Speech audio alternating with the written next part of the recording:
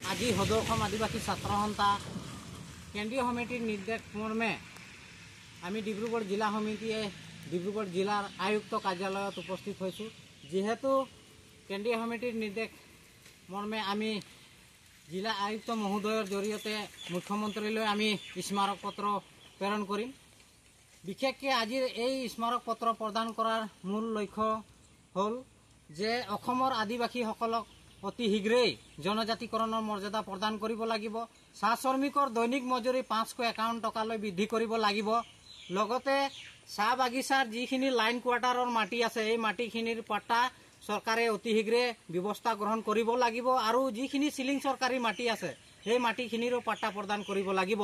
লগতে 2022 চনৰ 15 ছেপ্টেম্বৰ তাৰিখে আমাৰ অস্ত্ৰধাৰী সংগঠন কেইবাটাও অসম চৰকাৰৰ ওচৰত আত্মসমৰ্পণ কৰিছিল, কিন্তু আজিলৈকে তেখেতসকলৰ কেডাৰসকলৰ ওপৰত কোনো ধৰণৰ চৰকাৰে উচিত ব্যৱস্থা গ্ৰহণ নকৰাৰ কাৰণে তেখেতসকলে আজি নিবনুৱা হিচাপে আজি কোনোমতে জীৱন যাপন গ্ৰহণ কৰি আছে। কিন্তু আমি অতি শীঘ্ৰে চৰকাৰক দাবী জনাইছোঁ যে কেডাৰসকলক চৰকাৰীভাৱে সংস্থাপন দিয়াৰ ব্যৱস্থা গ্ৰহণ কৰিব লাগিব।